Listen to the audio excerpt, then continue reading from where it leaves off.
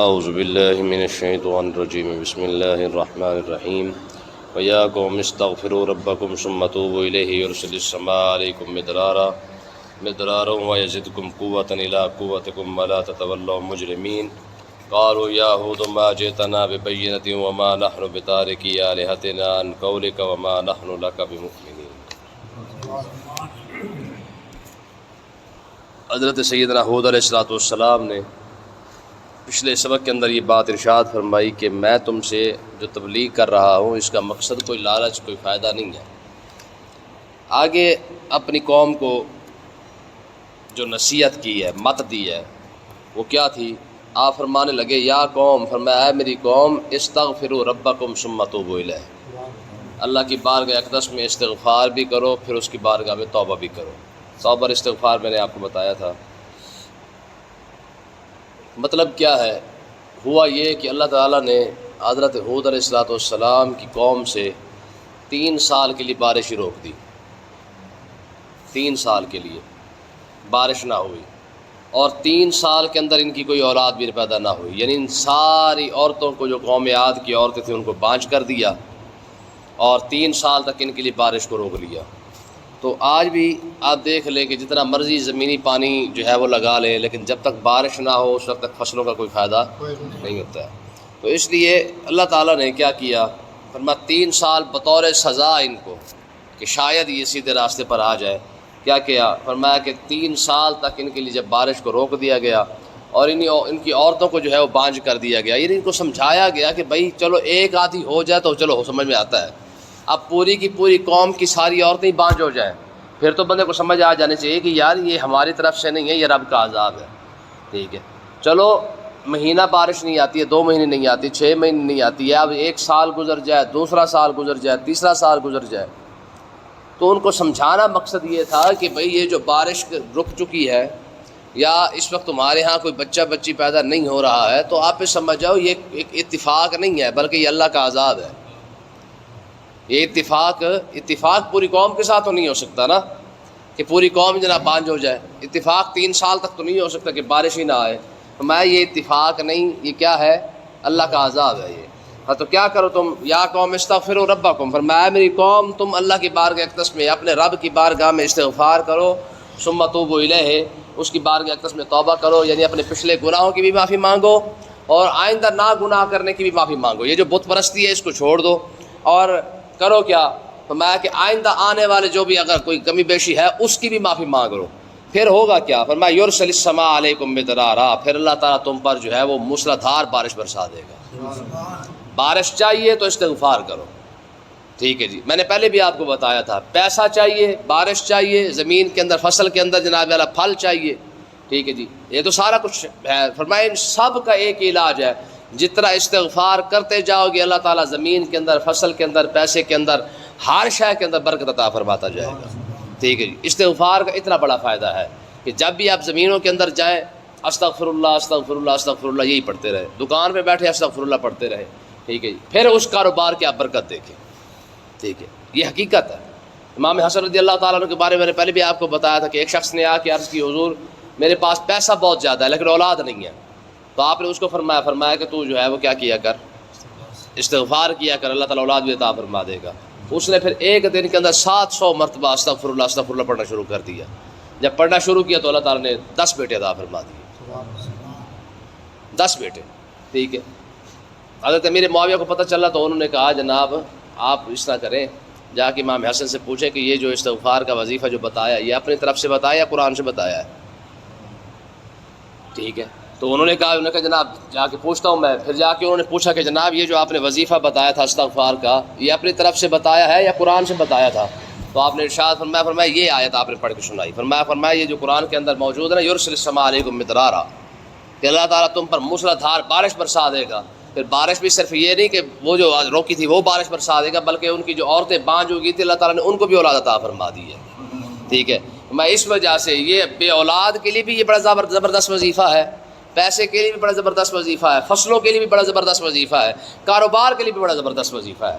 ٹھیک ہے، اگر کوئی شخص جس طرح فصلوں کا کام کر رہا ہے، کھیتی باڑی کا ہے، آپ استغفار پڑھتے رہیں، دکاندار ہے استغفار پڑھتے رہے، بے اولاد ہے استغفار کرتے رہے، اللہ تعالیٰ استغفار کے صدقے جو ہے وہ جس بندے کی جو بھی مسئلہ ہے نا وہ حل فرما دے گا. ٹھیک ہے. تو اللہ تعالیٰ نے ارشاد فرمایا کہ ہود علیہ السلام فرمانے لگے بھی ایک تم توبہ کر لو یرسل السماء علیکم مدرارا، پھر اللہ تعالیٰ تمہیں کیا کرے گا؟ بارش عطا فرما دے گا.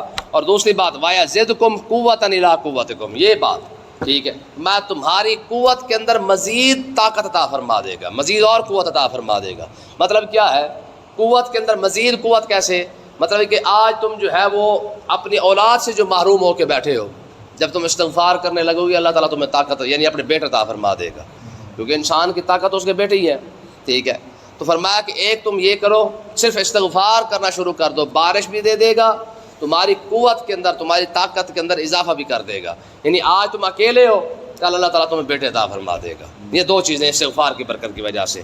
وَلَا تَتَوَلَّوْا مُجْرِمِينَ، فرمایا مجرم بن کر منہ نہ پھیرو، جو میں تمہیں بتا رہا ہوں یہی حقیقت ہے، یہی تمہارا فائدہ ہے. تم استغفار کرو، یہ دونوں چیزیں، بیٹے بھی تمہیں مل جائیں گے، اولاد بھی تمہاری ہو جائے گی، اور اللہ تعالیٰ بارش بھی عطا فرما دے گا. ٹھیک ہے.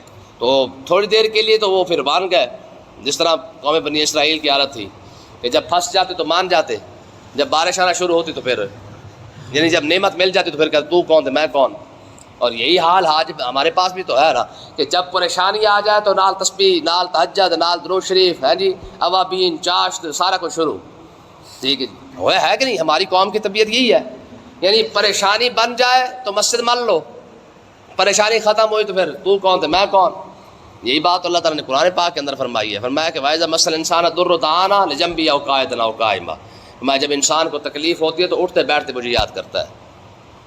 ٹھیک ہے. کہ مالک کا بس ہون ایک باری کدی کرم کر دے میں نا، لیکن ہوتا کیا ہے لائن کشفنا، میں جیسے ہم اس سے مصیبت کو دور کر دیتے ہیں، ملم یدونا مرہ کا علم یدونا الا در مسا، فرمایا ایسے ہو جاتا ہے جیسے اس نے کبھی ہم سے دعا ہی نہیں مانگی تھی.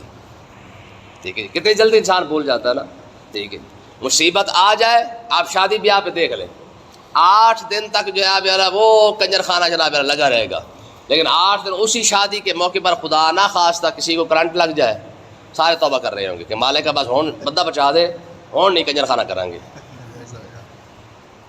کیا ہے کہ وہ تمے والی بات ہے، یعنی جب مصیبت پڑ گئی تمے کے وقت خدا یاد آ گیا، تمہ نکل گیا خدا بھی بھول گیا، لالچ نکلا خدا بھی بھول گیا ہے. لیکن یاد رکھیں لالچ کے ٹائم خدا کو یاد کرنا یہ اور بات ہے. خاص لوگ چاہے وقت جیسا بھی گزر رہا ہو، خوشی ہو یا غمی ہو، کسی موقع پر جو ہے وہ رب کو بھولتے نہیں ہیں.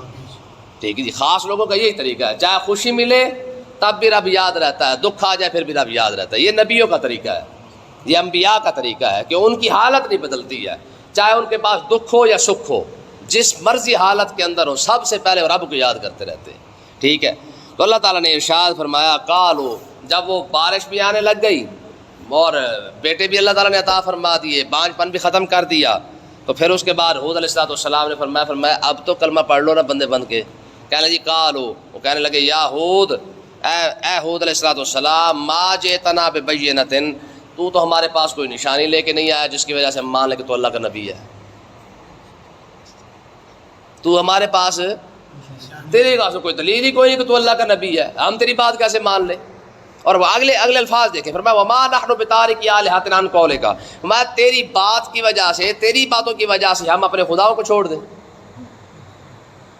جب بارش نہیں آ رہی تھی تب نبی یاد آ گیا. ٹھیک ہے جی. جب بانجھ پن تھا تب نبی یاد آیا ہے، لیکن جیسے وہ چیزیں ختم ہوئی ہیں تو وہ کہنے لگے جی ما جئتنا ببینۃ، تیری تو کوئی بات ہی، تیرے پاس تو کوئی نشانی کوئی نہیں ہے، تو نے تو کوئی معجزہ ہی نہیں دکھایا، تیرے پاس تو کوئی دلیل ہی کوئی نہیں ہے. ٹھیک ہے. نبی نے فرمایا، ہود علیہ السلام نے فرمایا یہ جو بانجھ پن ختم ہوا ہے یہ دلیل نہیں، یہ جو بارش کا شروع ہو گئی ہے مسلسل 3 دن بارش، 3 سال بارش کیوں نہیں آئی ہے، پھر جو آنا شروع ہوئی ہے، فرمایا یہ دلیل نہیں ہے. کہنے لگے جی وما نحن بتارکی آلہتنا عن قولک، تیری باتوں کی وجہ سے ہم اپنے خدا کو چھوڑ دیں. آج نہیں کہندے مول صاحب تیری گلا سن کے اسی سارے رواج چھٹ دیے.